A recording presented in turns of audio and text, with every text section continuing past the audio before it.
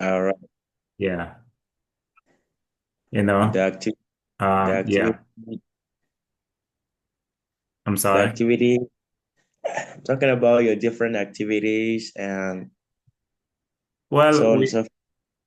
yeah, we are, you know, busy, but, it's going, can't complain. Hi, Mr. Tendano.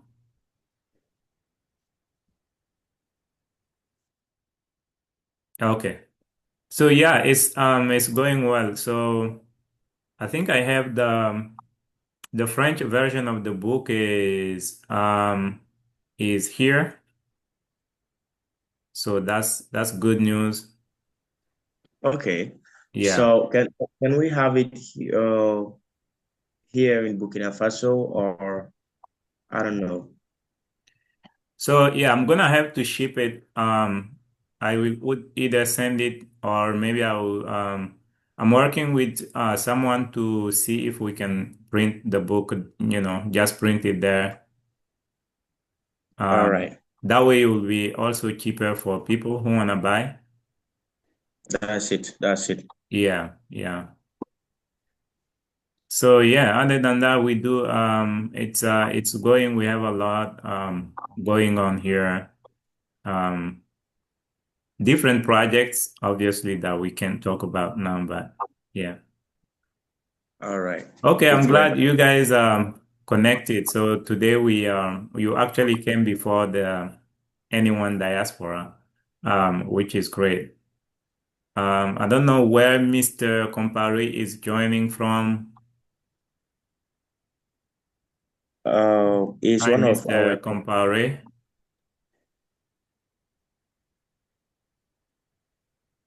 Hello. is one. I guess he's not in a position to talk or something. Okay, guys. So we have people coming in. So let's get started and talk about our topic today. This is what we're gonna talk about is for a lot of you, if you are not in the United States, there are still a lot of things that you are going to learn, and you never know. One day you may end up here, and this will be a good preparation for you, if you see what I mean. So, yes, welcome to this meeting that is being run by Panga institutions. And this is part of our weekly Empower meetings where we talk about entrepreneurship, where we learn about careers. The good thing about this meeting is refreshing your mind every time. Refreshing your mind is very important. Feeding your mind with the things that are going to make a difference in your life, in your future. It is very, very important to not get distracted from that. As I always say, we have a lot of things going on, but sometimes what is going to be important for your life is difficult to do. The most important things are the most difficult to do. So, we tend to get really easily on TikTok, on Instagram. Questa But fare if you want some iPad solid ice cream. advice, that's not a good place for you to get some information. And here at Panga Institutions, it is also consistency. Consistency is very important because we are consistent here in a way that if you are somebody who wants to really develop yourself professionally or personally, this is the place for you. So today we're going to talk about the fears, some of the fears and obstacles that the African immigrants in the United States face. This is a reality and it applies to everyone. We're talking about the United States, but if you travel to any country, more likely you are going to be facing the same type of issues. So just a question, just a number here for you guys. Today, there are 2.8 million African immigrants in the United States. That was 2024. So obviously more than that this year. And back in 1960, there was only 37,000 African immigrants in the United States. So from 1960 to 2024, that number jumped to 2.8 million African immigrants. Obviously, we are not saying that the African community in the United States is behind, that we're not making progress. No, we do have a lot of successful Africans, African descendant in the United States that are very successful. And, we even gonna see a few names, and I'm sure we can count thousands of them that are very, very successful here in the United States. But how about the rest of us that are in different communities, or we just got here, or or we are at a point in our life where we kind of feel, maybe we have a good life, but we want to move on, we want to transition to something better. So the current political climate and administration are good examples of fear that makes you question your future in this country, in the United States, because of what is going on. Even though everybody is not directly concerned with this, there are still, you still know people, your family, your friends, and loved ones that may be having issues, going through a lot with this administration, because even though some people they have legally they are allowed to be in the country, but because you never know what's gonna come in the next hour or in the next day, it is very depressing, it's stressful for a lot of people, and for especially people from Africa. So that's an issue that we are all experiencing, and we need to know how we can navigate that. We can't just say, okay, this is something, and I'm powerless. I can't do anything about it. So that's what we're going to talk about. And I hope this is going to be a discussion. If you have a burning question, raise your hand, or you can open your mic and let me know. All right, I'm gonna take a look at the time here as well. So there is fear in everyone, but the big question is how you can reduce your fear. And that's what we're gonna talk about. When you get to a new country, you need to understand the things that that country values. What is the culture? What is the political system? What do they value? From there, you going to plan in a way that at least you meet those conditions. Not you can't meet all the conditions, but you can start somewhere. You pick one or two important conditions, or things that that if I meet these conditions, I'm going to get grounded in this culture at least somehow. So one of the things you can do is get a degree. You can decide that, okay, I'm gonna get a degree. If you have a degree in the United States, that's not a path to everything. The degree doesn't give you everything you need, but at least in instances, in times like this, where they talk about deportation, because what the implication of those deportation is, they're not deporting everybody. And if you have a lawyer and you have something going on in your life, like a degree or something, the lawyer can defend you. But if you have been in the country for 10 years, 20 years, you don't have a degree, you don't have a business, you don't have a nonprofit, you don't belong to a nonprofit or anything. You don't work for a company. If you work for a company, for example, those are things that are really important for in your back in your CV, and those are things you can speak to show that you are not just in the country to increase the number, to be just another additional person without purpose, but you're actually contributing. So teaching, paying your taxes, and being a good citizen. So the reason why I have this slide is actually I wanted to talk about myself. I wanted to share with you about what I can speak to. So let's say the fear of immigration. Let's say even if legally I wasn't, you know, allowed to be here. I'm not saying not allowed. If I did not have any type of legal protection.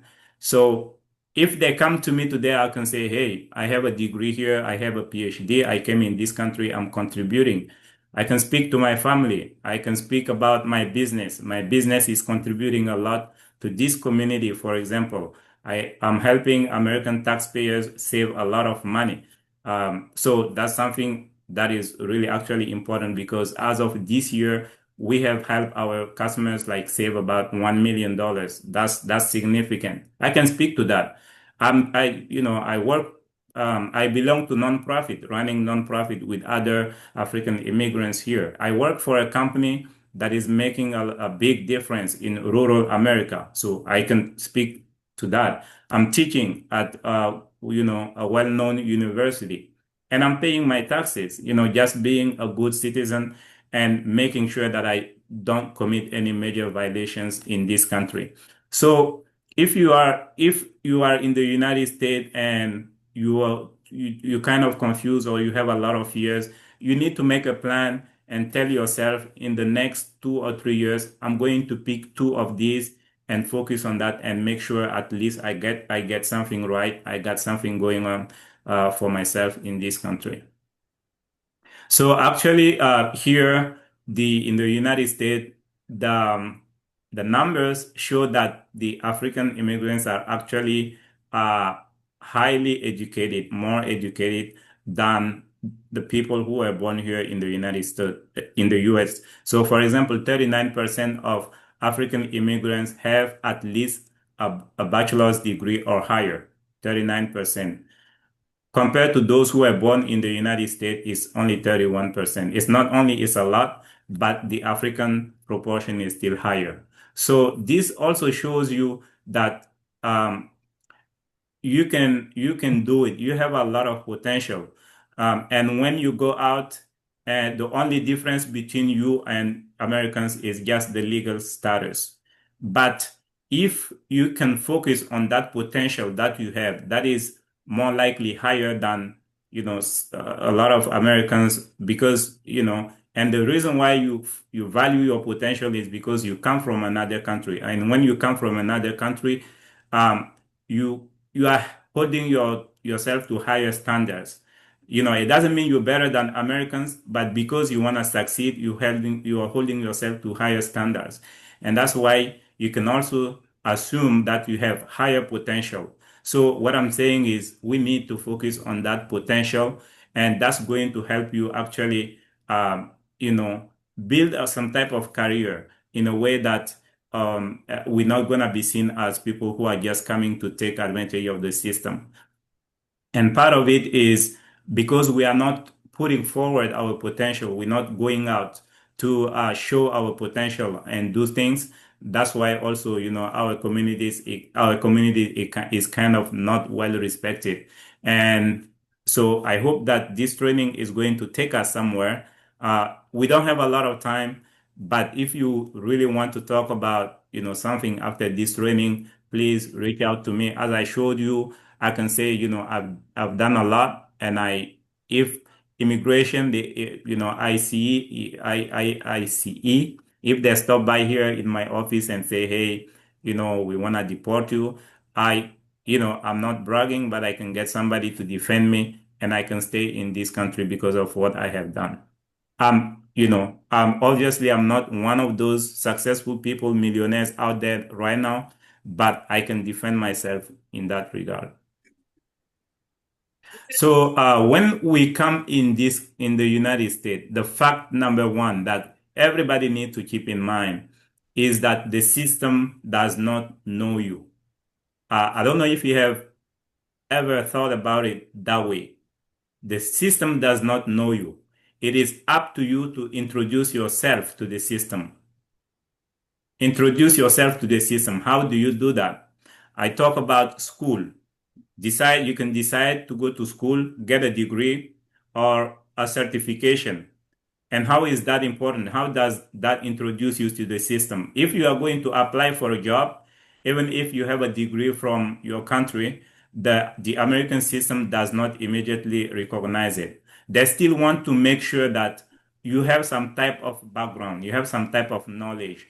you have some type of awareness about the American culture and the expectations. And in that regard, when you have a degree and you apply for a job, and they see that you have a degree or a certification, that's a way for you to introduce yourself to these people. Because if you get to the job interview, they're gonna say, "Hey, talk to me about your background." I mean, you can talk about your background from your country for hours, but at the end of the day, what they want to hear is, you know, what experience do you have here? Have you gone through anything at all that would make convince them that you are the good candidate for the job? So that's some of the things that you can, that's one way you can introduce yourself to the system. Church, if you go to church or you are Muslim, that can be one way for you to introduce yourself to the system, because that's something you can talk about. I go to church, I meet people, I do this and that. Membership in professional organizations. So when we leave our countries, we have background in, healthcare, medicine. We have backgrounds in engineering and a lot of things. One thing that we should do and we can do that can be easier to do is, once you get here, look for a professional organization in your field and try to become a member. That's a way for you to introduce yourself to the profession that you may become part of in the next 2, 3, 10 years. So, and this is even more important because in these professional organizations, you get to they share information about jobs, about um, other opportunities, how you can get a certification, and they introduce you to a lot of other people. It opens you up for success in your field. If you don't do that, I know sometimes it's hard for us focusing on working hard to pay the bills, but your goal is not there. Your goal is to be bigger than that. So when you get here, try to, look for a professional organization and become a member. And also being a leader in your community or belonging to a community organization, same logic. Talents and experience. This one I can emphasize as well, because a lot of us come here, we have different talents. It's not just something we learn in school. Maybe we were comedians, we used to, we know how to cook, we are musicians, dancers, business owners. And when we come here, we should not be afraid to kind of continue in that path. Because of language barriers, for example, a comedian may say, "Hey, I'm not gonna do comedy because of the language barrier." I mean, how many times have you heard Americans say, "I like your accent"? You never know. Maybe somebody is looking for someone with an accent to play in a movie. If you don't show yourself, if you don't introduce yourself to the system, they're not gonna know that. And so this is just one example. So we're going to talk about emotional intelligence, which is something that we need to learn, and that will facilitate the way that we approach the new system. How about our limitations? So, these are, it's real. There are a lot of limitations as I talk about immigration. A lot of us don't sleep, especially nowadays. I'm sure since, the Trump administration started, a lot of people have, big fears. We hear about deportation, which is real. Uh, but as I said, one way you can dissipate those is being intentional, is having a purpose, is having a plan and deciding to do something. I know they still do. There is a lot going on. If, they don't care what you have, if you go into school or things like that. But still, if you really have something going on, as I said, you at least somehow you can consider yourself to be in a better position. So jobs, I know it's hard to get jobs, but it is a preparation. We face financial difficulties, healthcare, education, social services. So this is um, you should understand those as part of the process, not really limitations, but some things that are part of the process. Obviously, there are somehow you are limited, but it is part of the process. As I said, it's not just the US. If you move from your city to a new city, you are going to face similar problems. But just consider those as part of a process. And now having a plan to kind of go through this the process without too much stress. All right, very important here.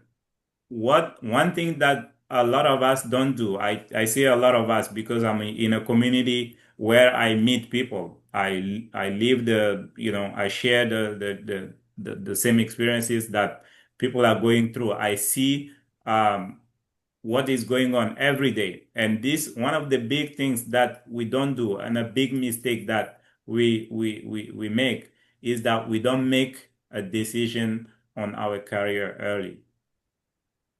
The moment you get in the United States, I should even say before you even land in the United States, you should make a decision on your career very early. If you get here, what is your plan? Are you gonna go to school? Is that your plan? If that's your plan, when you get here, go to school and you give yourself 2 years, 3 years to finish school and then transition to whatever you want to do. Are you going to are you an entrepreneur? You are more interested in business.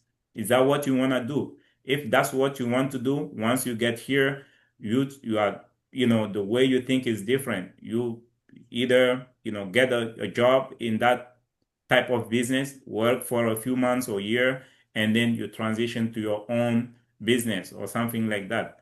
When are you gonna get married? Make those decisions very early. So just don't be like, oh, I'm here, whenever I meet somebody, I'm gonna get married. And no, don't do it like that. So we make that mistake and we come here, we're grabbing jobs, everything that can bring money right and left, we're doing it. And um, we get used to that, and down the road, 3 years, 5 years later, 10 years later, we still don't have anything planned. We still don't have anything, big for us going on. So make a decision on your career early. And if you are here today and you haven't, I think when you get home tonight, just take a pen and say, this is what I'm gonna do. I'm gonna work on this for the next 6 months or year. That's very important for us because you can't, if you are back home in your country, you know how life is much easier there. But here, life can never be easier because you are on your own. All right, this one too, get a mentor. A lot of people, this is different than hearing people say things here and there. It is different than talking to a friend, a family, or, something like that.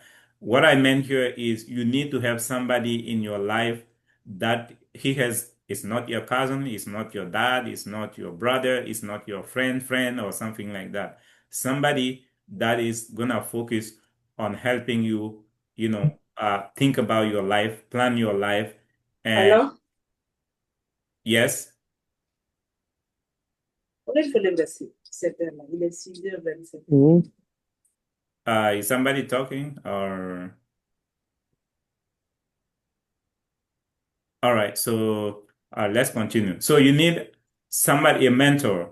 Some people, I don't want to say coach because that's a different, there is a lot about coaching, but a mentor, somebody that, is at a certain level that can advise you. So, but you have to be very careful.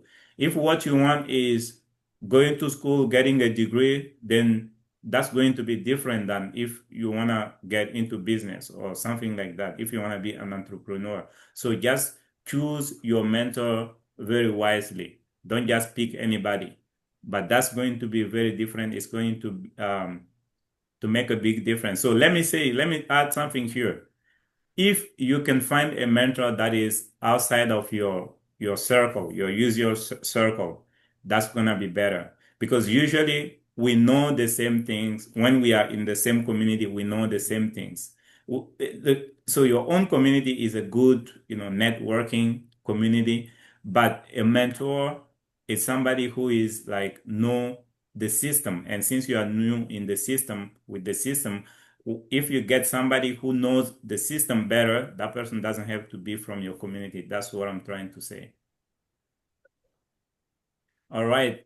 So this here very important as well. Remember, I said that when we come here, we don't decide on our career very early, but we need to also have priorities. What are your priorities? And I believe your priorities should be in this order. First of all is your health. So you get in the new country, you are here in the United States, take care of yourself. How do I get health insurance? If I'm sick, how do I make sure that I get care? How do I get health insurance? Do your best to get health insurance. And let me tell you, no matter what your legal status in the United States, you can get health insurance. It may be a little bit more expensive, but you can still get some type of protection. And also, uh, get some education about your health. How do you stay healthy? Because that's not always obvious, especially if you move from your own country to the new country, because some of the things we don't have or that are expensive in our own countries, they can be very cheap in the United States. And you can eat, some junk food or bad food, and you get yourself in trouble. So make sure you take care of yourself. Number one priority. We can't debate about that because you need that for everything else to follow. Number two is your work. How do you get a job? Talk to people. What kind of job can you get? So once you get here, as I said, anything that will help you pay your bill is usually welcome, but there should be a plan. If the job you are doing is just to pay your bills, do your best to at least save some money that can help you do other stuff. And also, third thing, saving. Uh, you need to save and save for something. You need to have a reason why you are saving. Saving is good. If you have some savings, it's some type of financial security and you feel good. It's good for even your mental health. So, but you need to save because if you are able to save enough, that's going to make your next move very easier. So let me give you an example of something that I did. I didn't know that I did something big until today. The first time I came in the United States, I came with a scholarship. And so when I came in, whatever they were paying us, they pay us some money, some stipend every month. And I didn't know I was doing something big until by the time I returned, I stayed in the United States for less than 2 years, I believe, or 12 months or 24 months. And I saved over $12,000. I didn't know that was a big deal. And once I got back home, I got a job. I was working. I did a lot of things out of that money. And then I decided that, I think I can get more if I go back to the United States for a master's program. And that saving that I used to come back to the United States to get admission into a university. So when you are here, and point number 4 here is step 4 is helping your family. When you are here, it's very important to help your family. But if you are not financially stable, it's going to be very difficult. That's why saving is important. Even though you want to help your family back home, I will say if you come here, come with a plan. It's not gonna hurt you if you tell your family in the next 24 months, in the next 2 years, I'm not going to be able to help because I'm working on a project that will allow you to save a decent amount of money. That is, once you have that, you can go back into helping people. But working here and having like 50% or 70% of your money going back home, that's not ideal. Unless your plan is really to work, send your money back home and go back home, run your own business. Number 5 is growing. Once you have all of these, what the next step is growing. Growing can mean a lot of things. It can mean investing your money. It can mean buying a house. It can mean now you start really doing the things that are long term. So if that makes sense here. All right, business ideas. What am I seeing? I'm just sharing this based on what I'm seeing and based on what a lot of African immigrants are doing and doing successfully. Real estate, restoration, clothing lines, daycares, home cares, hair braiding, transportation, writing and editing, accounting, convenience stores, online stores. So these are things that you can start. You can start a business in any of these areas. So what I should say here that is very important that a lot of people miss, even if you have the language barrier, this is not, once you get in the business, you learn the language bit by bit, and that's not going to be a problem for you down the road. The most important is getting started. You're going to improve yourself, as time goes on and you become better at it. But if you don't start, that's the problem. So connect with success stories within the African immigrant community. As I said at the beginning of this presentation, there are a lot of, thousands of successful African immigrants in the United States. So don't stay just, at home in your room and watching TV or on TikTok or Instagram. Go out there and see where those people are and try to talk to them. I talk about mentorship. It is good. It would be nice for you if you can get one of them to actually be your mentor. So here I have this article came out last week, I believe last week or 2 weeks ago, and it's talking about the 11 influential African diaspora figures in the United States. A lot of them, they're not doing anything different than us. I think, it is just showing us that we can do it. We can do it. And I like the fact that they're from different countries, South Africa, Nigeria, Kenya, Burkina Faso, Congo, Cameroon. So I know, at least I know the lady from Burkina Faso. I know everybody knows Trevor Noah and Lupita. So we heard their stories. But I will say what made them successful is, they're focused on, they have their careers, they chose early, or they're focused on what they had when they left Africa and came here. They had, they pick one path and they say, this is the path that I want to go. I want to follow. That's where I'm going to invest all my time and my energy. So they're not different than us. They're not different than us. But did they have fears when they came in the United States? Of course. Only a few maybe did not. Maybe Trevor Noah was sure that he had a job when he was coming. So he's probably he's probably an exception here because he had a job before coming in the United States. But the rest, most of them, they went through the system here. Even those who are born here, they can tell you how it's not easy. If you were born from a family that just immigrated to the United States, you can still go through the same fears and obstacles, like those who were born in Africa and migrated here later. So we should not have any excuses. The fears, as I said, is part of the process because we decided to come here and be bigger than ourselves. It comes with a price to pay, and the price is the fears. But the fears are not something that will make us doubt what we can bring to the table, what we can bring to the economy of this country.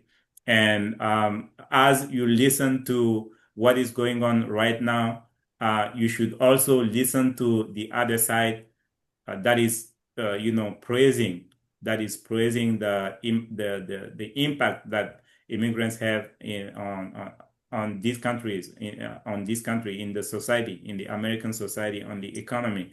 There is a lot that can be said about immigrants. I know a lot of us call it, the country of immigrants, and obviously there is a reason for that. If you take a lot of the millionaires and billionaires are not, they came from somewhere. So we can do it. So I know this is, it's not enough time for us to talk about what the fears, how we can overcome the fears.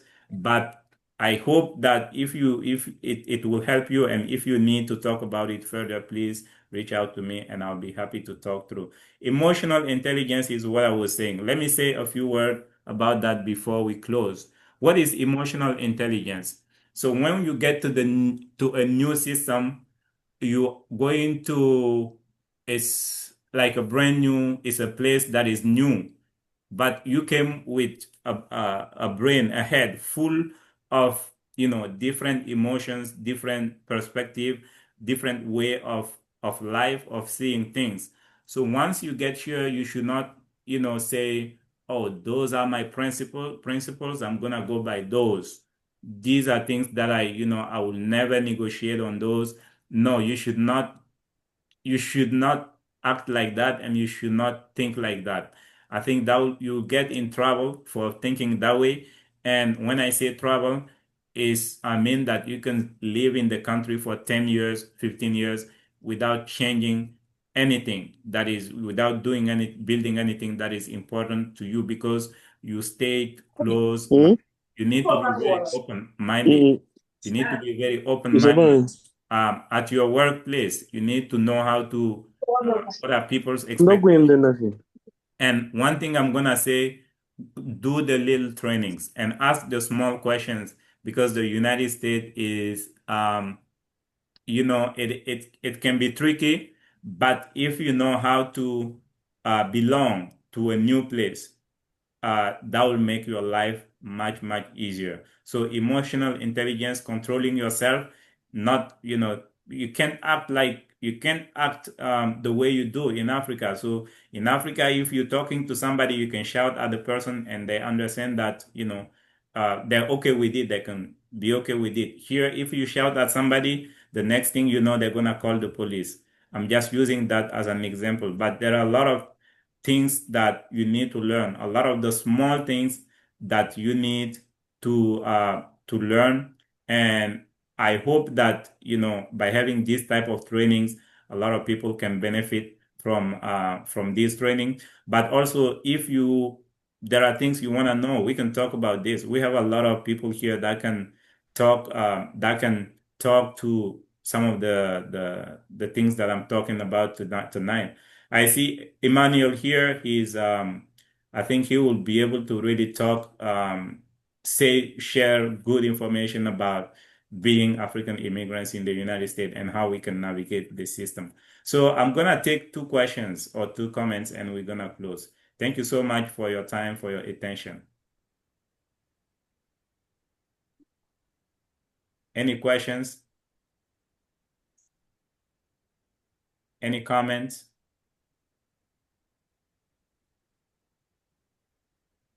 Feel free to open your mic. Is Daniel talking?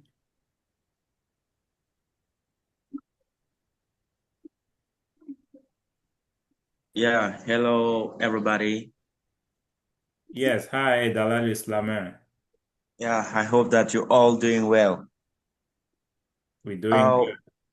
I really learned a lot from the presentation. Uh, Talking about how to integrate the system so that they can know us, and also saying that we have to make an important decision for our career and so on and so forth. So now my question is about what is the difference between a mentor and a coach? Because during your presentation, you said that there is a difference between a mentor and a coach. So I would like to have more information about it. Okay. Well, maybe I should have made it easier for myself and said, no, it's when I say mentor for me has a connotation of being more grounded. Something that can be long term, and it can be long term. It's not like I it's not like I come in and I say, if you say you are a coach, I can say, okay, let me make an appointment and meet with you. I want to talk about this. And once we talk, I pay you whatever I have to pay you. And once we talk, we're done and I'm going my way. But a mentor is somebody that will really be there, that you can reach out to with questions every time you have questions. And that can be really specific as well. It's, based on um, shared, there has to be some shared interest, or you are in the same field, same profession, to make for it to really have be impactful. But a coach, I said I'm hesitant to say coach because nowadays we see a lot of people that are coaches, and they don't show you, they can show you a solid background, something relevant about the background that made them a coach.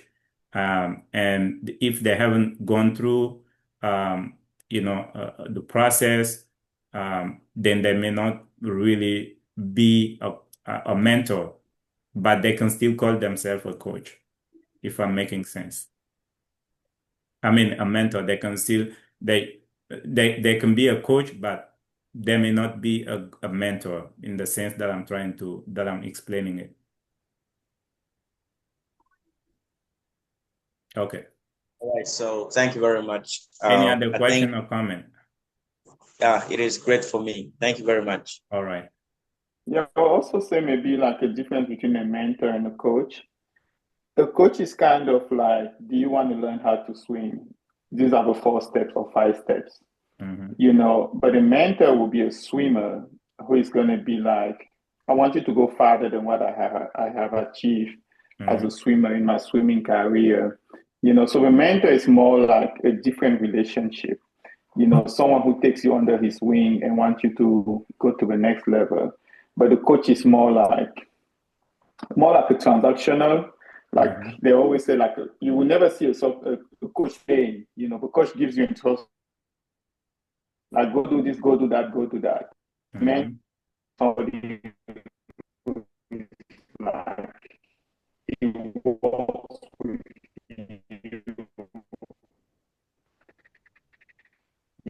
when things don't go well.